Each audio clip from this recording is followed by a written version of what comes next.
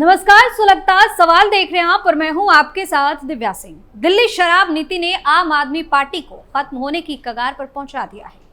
पहले से ही आम आदमी पार्टी के कई बड़े नेता सलाखों के पीछे हैं। उसके बाद दिल्ली के कट्टर ईमानदार सीएम अरविंद केजरीवाल भी तिहाड़ जेल में बंद है। सीएम केजरीवाल पर भ्रष्टाचार का आरोप है। इस मामले में फंसने के बाद आम आदमी पार्टी के नेताओं की बौखलाहट और बेचैनी और ज्यादा बढ़ गई है। पार्टी के कई नेता अलग अलग जनता के सामने झूठ परोसने में लगे हुए हैं। बीजेपी और मोदी सरकार पर कई गंभीर आरोप भी लगाए जा रहे हैं ताकि दिल्ली की जनता को अपनी तरफ पकड़ के रखा जा सके।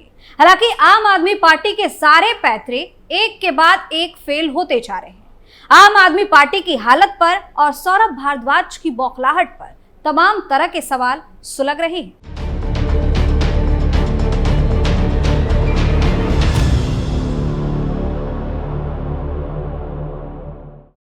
आपके नेताओं की क्यों बड़ी बेचैनी?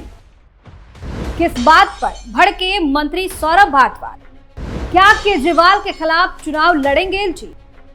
आप नेता को किस बात का सता रहा डर? इन सवालों ने सियासी पारा हाई कर दिया है और आम आदमी पार्टी के नेताओं की टेंशन बढ़ा दी है।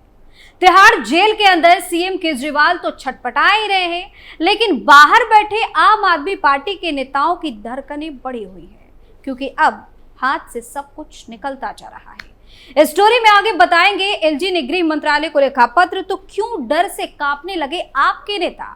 लेकिन सबसे पहले बात सौरभ भारद्वाज की बेचैनी और बौखलाहट की। दिल्ली के उपराज्यपाल विनय कुमार सक्सेना की ओर से सरकार के कामकाज को लेकर सवाल उठाने पर स्वास्थ्य मंत्री सौरभ भारद्वाज को मिर्ची लगी है, जिसके बाद उनकी तरफ से पलटवार किया गया है।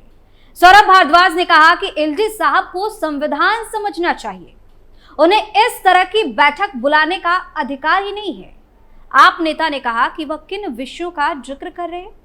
पानी, स्वास्थ्य, पर्यावरण और वन विभाग यह चुनी हुई सरकार का विषय है। एलजी बताएं कि संविधान में कौन सा अनुच्छेद उन्हें अधिकार देता है कि वह चुने हुए सरकार के मंत्रियों को बुलाकर बैठक करें। वहीं भारद्वाज ने एलजी पर हमला बोलते हुए कहा कि जब हम उन्हें कोई परेशानी बताते हैं तो कहते हैं कि यह दिल्ली सरकार का मसला है, हम क्या करें। अब उन्हें विषयों पर बैठक बुला रहे हैं। जिस स्वास्थ्य और पानी की व्यवस्था को लेकर चिंता जता रहे हैं, उसकी हालत ऐसी क्यों है? क्योंकि उनके चहेते अधिकारी जानबूझकर दवाई की कमी को पूरा नहीं कर रहे। पानी की दिक्कत क्यों है? क्योंकि जल बोर्ड का पैसा नहीं दे रहे। जब अब इसी मुद्दे पर अदालत जाते हैं तो वहां से हमारे पक्ष में फैसला आता है। दिल्ली सरकार के मंत्री ने कहा कि उपराज्यपाल के चहेते अफसरों ने दिल्ली के अंदर फरिश्ते योजना के पैसे रोक दिए। फरिश्ते योजना के अंतर्गत अगर दिल्ली के अंदर कोई सड़क दुर्घटना में घायल होता था तो उसका मुफ्त इलाज होता था।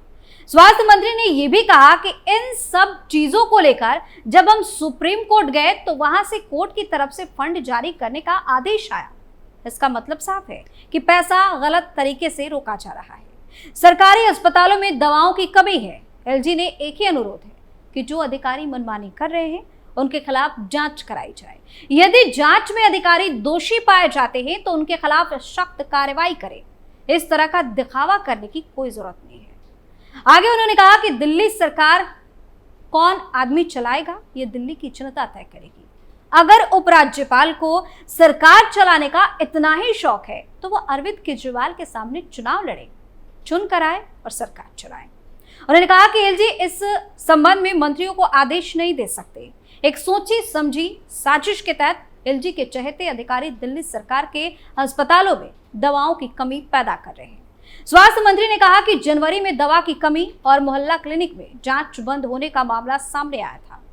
उन्होंने विवरण और कार्रवाई के लिए मुख्य सचिव को 12 फरवरी और फिर 4 मार्च और 18 मार्च को लिखा, लेकिन कुछ नहीं हुआ। उन्होंने कहा कि अस्पतालों द्वारा स्थानीय खरीद या अनुबंध दर पर खरीद के माध्यम से दवा खरीद के वैकल्पिक तरीके हैं, लेकिन चिकित्सा अधीक्षकों और चिकित्सा निदेशकों ने 1 मार्च और 11 मार्च को बैठकों में बताया कि स्वास्थ्य विभाग द्वारा जारी परिपत्रों के कारण यह असंभव हो गया है। उन्होंने कहा कि इससे साफ होता है कि यह सीपीए टेंडर में बाधा डालकर दवा की आपूर्ति रोकने की एक पूर्व नियोजित साजिश थी। उन्होंने कहा कि अगर अस्पतालों और औषधालयों में दवाएं की उपलब्ध नहीं होंगी तो अरविंद केजरीवाल या सौरभ भारद्वाज क्या ही कर सकते हैं, क्या करेंगे। उपराज्यपाल वीके सक्सेना पर निशाना साधते हुए भारद्वाज ने कहा कि उन्हें बार बार पत्र लिखा और बताया कि मुख्य सचिव और स्वास्थ्य सचिव दवाओं की कमी को छिपाकर मुझे और दिल्ली सरकार को गुमराह कर रहे थे।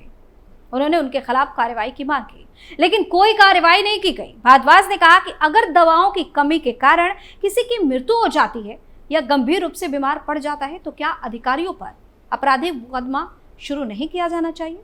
स्वास्थ्य मंत्री ने कहा कि हम चुप नहीं बैठेंगे, हम मामले दर्ज कराएंगे। साथ ही कहा कि जब हम एलजी को अपनी समस्या बताते हैं तो वो कहते हैं कि यह स्थानांतरित विषय है और उनके नियंत्रण में नहीं है। उपराज्यपाल किस अधिकार से राज्य सरकार के हस्तांतरित विषयों पर मंत्रियों की बैठक बुला रहे हैं। अगर एलजी को सरकार चलाने का इतना ही शौक है तो उन्हें चुनाव भी जीतना चाहिए और फिर अपनी सरकार चलानी चाहिए। बता दें कि जब से दिल्ली के मुख्यमंत्री अरविंद केजरीवाल जेल गए हैं उसके बाद से ही आम आदमी पार्टी मुश्किलों का सामना कर रही है। वहीं अब आम आदमी पार्टी को दिल्ली में राष्ट्रपति शासन लगने का डर सता रहा है। दरअसल दिल्ली के उपराज्यपाल विनय कुमार सक्सेना ने केंद्रीय गृह मंत्रालय को एक पत्र दिया जिसके बाद राष्ट्रपति शासन का जिक्र तेज हो गया है। दिल्ली के उपराज्यपाल वीके सक्सेना ने गृह मंत्रालय को पत्र लिखकर दिल्ली की वर्तमान स्थिति से अवगत कराया। उन्होंने अपने पत्र में दिल्ली सरकार के मंत्रियों पर आरोप लगाया है कि वो बैठक में हिस्सा लेने से इनकार कर रहे हैं। उपराज्यपाल ने जल, शिक्षा, स्वास्थ्य, परिवहन और वन विभाग से संबंधित दिल्ली सरकार के मंत्रियों की बैठक बुलाने का फैसला लिया था, लेकिन मंत्रियों ने चुनावी आचार संहिता का हवाला देते हुए बैठक में शामिल होने से साफ तौर पर इनकार कर दिया। वहीं उपराज्यपाल ने अपने पत्र में लिखा कि वह इसलिए बैठक बुला रहे ताकि अरविंद केजरीवाल की गिरफ्तारी की वजह से शासन के नियमित कार्यों में कोई बाधा न आए। वहीं एलजी के पत्र पर दिल्ली सरकार के मंत्री सौरभ भारद्वाज ने अब आपत्ति जताई है। उन्होंने कहा कि लोग एलजी को संविधान समझना चाहिए। वह पानी, स्वास्थ्य, पर्यावरण का जिक्र कर रहे हैं जो चुनी हुई सरकार का विषय है। सौरभ भारद्वाज ने कहा कि एलजी को मंत्रियों की बैठक बुलाने का अधिकार ही नहीं है, लेकिन इस बीच आम आदमी पार्टी के विधायक मदन लाल ने बड़ा दावा किया है। उन्होंने कहा कि बीजेपी अरविंद केजरीवाल की गिरफ्तारी के बाद उन्हें इस्तीफा देने के लिए मजबूर कर रही है। उन्होंने ये भी कहा कि दिल्ली में भाजपा राष्ट्रपति शासन लाना चाहती है। मदन लाल ने दावा किया कि आम आदमी पार्टी को डराया जा रहा है और दिल्ली में राष्ट्रपति शासन लागू करने की अफवाह फैलाई जा रही है। बता दें कि दिल्ली के सीएम अरविंद केजरीवाल को 15 दिन की जुडिशियल कस्टडी के बाद तिहाड़ जेल भेजा गया था और ईडी जब सीएम को लेकर दिल्ली के राउज एवेन्यू कोर्ट पहुंची थी, अदालत में सुनवाई के दौरान ईडी ने कहा कि पहली बार इस केस में सीएम केजरीवाल ने अपने 2 मंत्रियों का नाम लिया। ईडी ने बकायदा अदालत को बताया कि केजरीवाल ने पूछताछ के दौरान अपने 2 मंत्रियों सौरभ भारद्वाज और आतिशी का नाम लिया था।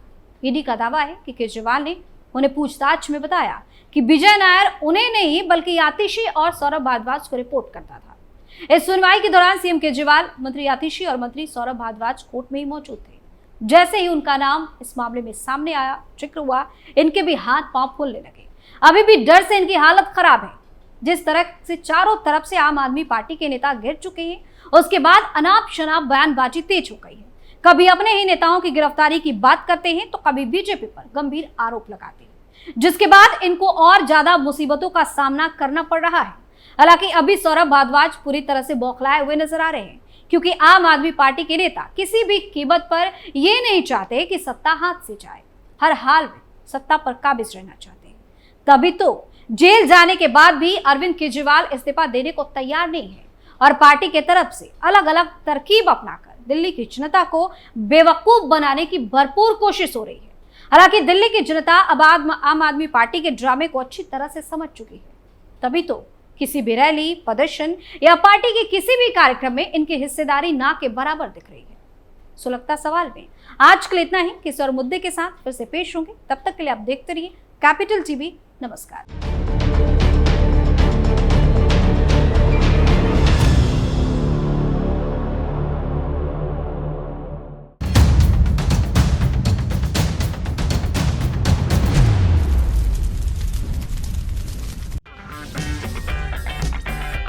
अगर आपको हमारा वीडियो पसंद आया हो तो इसे लाइक करें, हमारे चैनल को सब्सक्राइब करें और हाँ, बेल आइकन दबाना ना भूलें ताकि आप तक हमारे वीडियो की नोटिफिकेशन पहुंचती रहे। आप अपना सुझाव हमें कमेंट बॉक्स में दे सकते हैं हमारे साथ जुड़ने के लिए शुक्रिया।